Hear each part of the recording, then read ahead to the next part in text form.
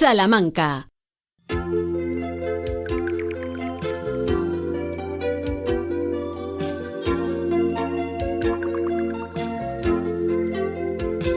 Más soluciones, con Raúl de Tapia. Pues así es, saludamos a Raúl de Tapia con Más Soluciones. No sé cómo se está, puesto que es la primera vez que tenemos contacto tras todo lo acontecido. Biólogo, director de la Fundación Tormes, que nos acompaña cada martes para precisamente esto. ¿Cómo estáis solucionando lo de la Fundación en Almenara, que está en situación complicada? Cuéntanos, Raúl. Pues por ahora bien, no ha sido la máxima crecida, tuvimos una máxima crecida en 2002. Lo que sí hemos visto es que están los accesos, los caminos están deteriorados. No es que no se pueda pasar, pero sí va a haber que hacer arreglos. Y controlando la subida del agua, que no solo sube por lo que es el propio río, el cauce, sino que sube también por el nivel freático, que se levanta y aparece agua transpirando, ¿no? Sí, ¿no? O surgiendo Rezumando. Rezumando a través del suelo. Y bien es cierto que estas lluvias limpian muchísimo todo el humedal, lo sanean, y por otro lado lo que sí tenemos claro es que va a ser una primavera esplendorosa. Sí. Esplendorosa. Bueno, esto nos contaba nuestro anterior invitado, con quien hemos tenido ocasión de hablar y al que bien conoces. Se trata del catedrático, el principal investigador del Grupo Hidrus de la Universidad de Salamanca, José Martínez. Nos dice que sí, es verdad que ahora los agricultores estarán escuchando, ganaderos igual también, pero probablemente esto nos venga muy bien, como bien apuntabas, gran conocedor, de cara a la primavera. Bueno, pues hoy vamos a situarnos en un terreno muy cotidiano, viene muy al hilo, porque lo vamos a hacer en los jardines pequeños, estos que también se habrán inundado para el disfrute de los ciudadanos, de la población en general, quienes los tengan en sus entornos más privados y particulares, los de las urbanizaciones, las casas de pueblo, las terrazas, los balcones, porque sí, la economía circular, como venimos detectando cada vez que abordamos este espacio, se puede hacer con una macetita y una regadera. Así que cuéntanos, Raúl, cuando hablamos de economía circular, mucha gente piensa quizá en fábricas, en residuos industriales. Pensamos, sí, en esto, ¿por qué no decirlo, confesarlo? ¿Cómo aterriza esto en nuestro pequeñito jardín, en la maceta? En nuestro día a día es, yo creo que ya una necesidad el ser sensatos, ¿no? e incluso austeros. Y aunque parezca mentira que ahora tenemos agua en abundancia, veremos en mayo cómo recordamos esta abundancia. Vamos a tener agua en los pantanos, pero creo que esto es una singularidad dentro de este clima cambiado, y los jardines se tienen que adaptar a unas épocas ya de carestía, de agua no tan prolongada a lo largo del tiempo, sino muy concentrada.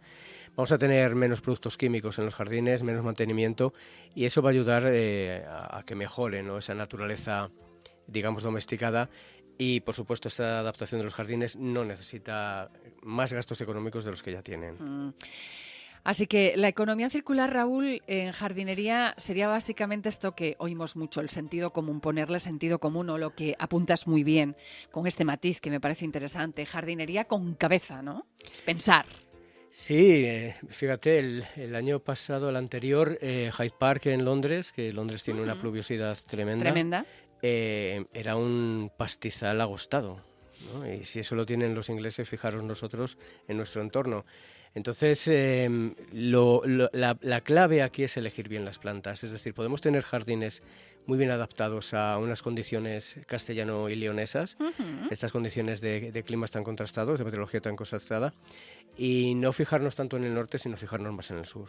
Bueno, vamos a hablar de ese primer asunto. Ahora que desborda agua por todos los lados, pues vamos a hablar del ahorro del agua, aunque con estas lluvias, pues esto, desde luego que a muchos de nuestros oyentes les va a chirriar, cuando menos. Pero hay que tener en cuenta que esta meteorología es una circunstancia especial, ¿no, Raúl? Sí, Todo. ¿Qué se puede hacer en jardines pequeños? Mira, yo creo que lo primero que tenemos que tener claro es que nuestros suelos no son tan ricos como los del norte. Sufrimos épocas de calor ya desde mayo hasta septiembre, ambos incluidos, y nuestras condiciones de adaptación se basan mucho, por ejemplo, en las plantas aromáticas que tenemos en nuestros entornos. Creo que es una baza muy interesante, que además cumplen 3 funciones clásicas en los jardines, ¿no? La estética, que es la primera, también la sensorial, la olfativa, y no nos olvidemos también de la culinaria, que muchas veces se ha llamado a los huertos jardines comestibles, ¿no? Se llamó en el pasado. Y aquí tenemos especies tan singulares que podemos utilizar como la menta, la albahaca, el perejil, el romero, los tomillos. Es decir, son plantas que dan muchísimo juego, que además tienen unas floraciones muy distanciadas en el tiempo y sobre todo tienen unos verdes muy distintos que siempre aportan cromatismo, ¿no? Así que, bueno, podríamos estar hablando de un jardín tipo inglés, pero con un cambio de grados importante, ¿no? Sí, vuelvo a lo mismo. La jardinería inglesa, incluso la jardinería francesa, es la que nos ha contagiado en todos estos años y estamos acostumbrados a ese verde pulido. Y ese verde pulido es muy complicado conseguirlo de manera constante. Lo que engañan las fotografías, ¿no? El daño que han hecho. Bueno, nos hablabas de enebro, de lavanda, de la jara. Bueno, ¿cómo ves ese uso de las plantas aromáticas? Porque aquí estaríamos entrando en una parte muy útil, quizá para nuestro día a día, ¿no? Mira, el enebro es un arbustillo que se utiliza además bastante como ornamental, que para nosotros es típico del entorno de los Arribes, del Duero, y también va a aparecer en los altos de la Sierra de Béjar, ¿no? Entonces tenemos que tirar de esa vegetación propia. Y fíjate la lavanda tan propia que aquí la entendemos más como cantueso, ¿no? Como el tomillo del Señor que decían los paisanos, que tiene todas esas fragancias, tiene todos esos olores, atrae a polinizadores y también es bello ver insectos, ¿no? Y las jaras, que se utilizan muy poquito en jardinería, por lo menos en Salamanca, aquí las introdujo por primera vez al que llamamos cariñosamente como Paco Jardines, el antiguo técnico de Parques y Jardines, y las introdujo enfrente de la facultad en los parques de Mícar, ¿no? Sí. Y claro, las jaras no solo son esa floración que parece que ha nevado, ¿no? Tenemos también floraciones blancas, pero tenemos también floraciones rosadas. Y por supuesto tienen ese olor, ¿no? Esa esencia, ese aroma, que a mí siempre, ¿no?, me recuerda a las batuecas, total, porque es total. mi olor primigenio. Sí. ¿Y esto en balcones y terrazas encajaría? Porque uno se lo imagina, ¿no? Y dice, perfecto, ¿no? Todas las que hemos mencionado antes de pequeño porte, las albahacas, mentas, tomillos, los cantuesos, las lavandas, entran perfectamente. Las jaras vamos a necesitar un poquito más de espacio, pero también hay jalas de pequeño porte, hay jarillas de pequeño porte que entran, vamos, sin ningún problema en un balcón. Y creo que tenemos que mirar de esta manera al entorno. Tenemos que generar un entorno de nuestros paisajes.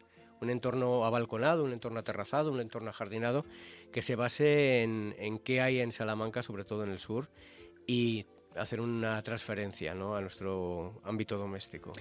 Sé que aquí vamos a sacar, desde luego, información bien interesante, pero da un poquito de miedo, ¿no?, entrar en el complejo asunto del césped, ¿no? Porque agua-césped, muy, muy mala combinación. Tú planteas la sustitución, me parece también desconocido en todo caso, pero es una idea que a priori se plantea formidable. Céspedes por jardines de grava o, bueno, praderas naturales, ¿no? Sí, el reducir la superficie del césped pulido, el césped inglés, se puede realizar con estas gravas ornamentales que te permiten combinar muy bien con las jaras o con los enebros o con los cantuesos. Pero nosotros tenemos en Salamanca ejemplos sensacionales de praderas. Nuestras vaguadas de las dehesas son unas praderas hermosísimas, igual que esas praderas que se forman en los claros de los robledales.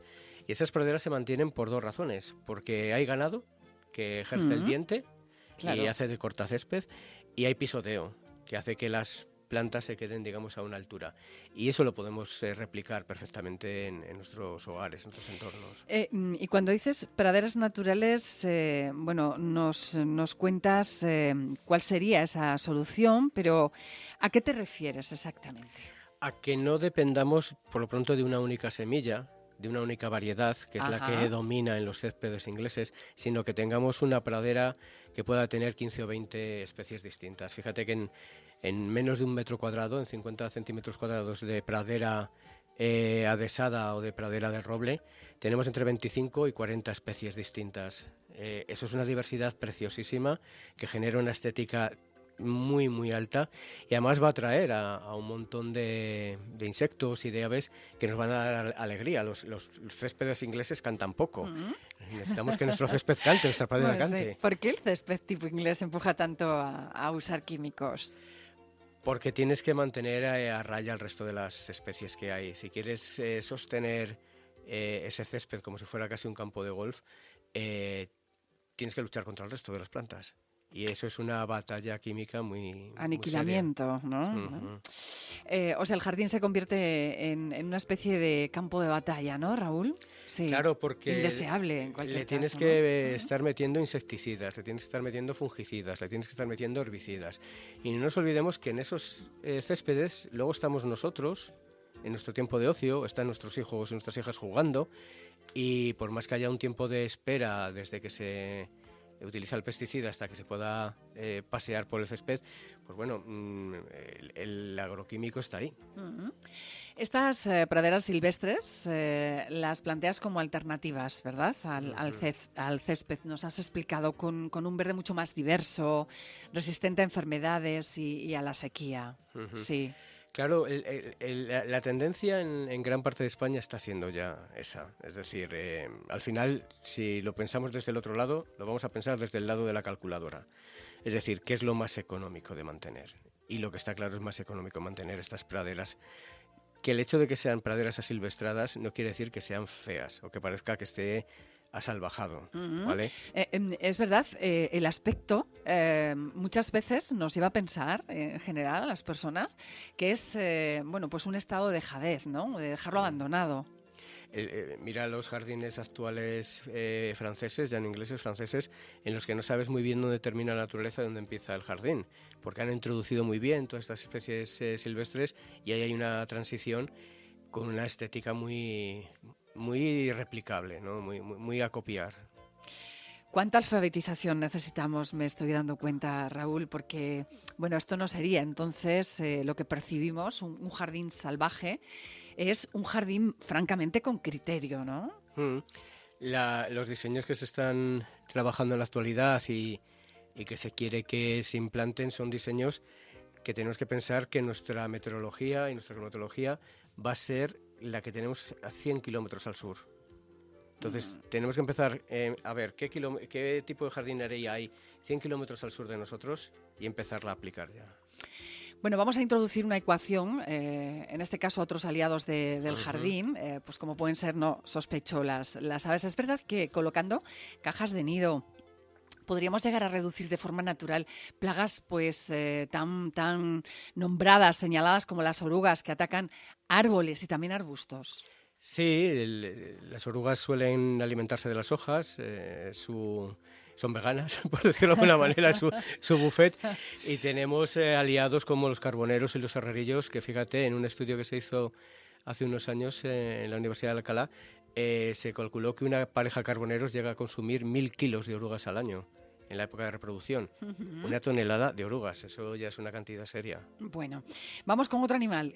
Suele generar también respeto, pero es un auténtico defensor de nuestras casas, ¿no? Que son los murciélagos. No lo sabía, Raúl. ¿Qué papel pueden jugar los murciélagos en jardines y en zonas residenciales? Son unos voraces insectívoros, eliminan nubes enteras de mosquitos. Yo creo que los mosquitos nos dan más respeto muchas veces que los propios murciélagos, porque nuestra interactuación con un murciélago es muy reducida, casi visual, y a la gente yo creo que le genera mucho prejuicio, pero no un contacto real. Entonces los tenemos que ver como un insecticida natural. ¿Y qué dirías de alguien que dice, no, murciélagos cerca de mi casa, vamos, ni loco? Pues que piensen en las veces que han tenido alguna circunstancia con un murciélago, es decir, si han tenido algún conflicto. Creo que es preferible tener murciélagos a tener que vaporizar sprays antimosquitos por la casa, que al final son de nuevo químicos de síntesis que los estamos respirando y no somos conscientes. Bueno, pues vamos a concluir hoy con otras aliadas, ¿no? En este caso son las preciosísimas golondrinas, que tienen muchísima poesía. ¿Qué nos aportan estas aves? Son, de nuevo, digamos, hermanas insectívoras de los murciélagos. Van a tener esa función, una golondrina en uno de sus vuelos cuando va a alimentar a los pollos puede llevar en la boca más de 150 mosquitos, multiplicar, en un día pueden consumir 4.000, 5.000 mosquitos, Y yo creo que lo que nos aportan también es, voy a ponerme un poco lírico, cierta esperanza, ¿no? El tener golondrinas viviendo en tu casa. Volverán las oscuras claro, golondrinas, por favor. ¿no? En tu balcón. Tenemos que tener siempre la esperanza de que vuelvan, y yo creo que es además una hermosa escena el verlas conviviendo con nosotros. Con sus nidos en nuestros balcones. Bueno, por lo que hemos visto hay muchas opciones para que nuestros jardines, las terrazas, los balcones tengan esa misma belleza, pero desde luego con más ahorro de recursos y más beneficio para la naturaleza en su conjunto. Así que gracias, Raúl, una vez más. Nada, gracias a vosotros, y la semana que viene hablaremos del jardín que hemos montado en el Centro de Tratamiento de Residuos de Salamanca, en el CTR, gracias a FCC Medio Ambiente y a GIRSA, el que hemos puesto en práctica todo lo que estamos contando aquí. Maravilloso, nos encantará descubrírselo a nuestros oyentes en Más Soluciones. Lo dicho, la próxima semana nos encontramos aquí en Más de Uno Salamanca.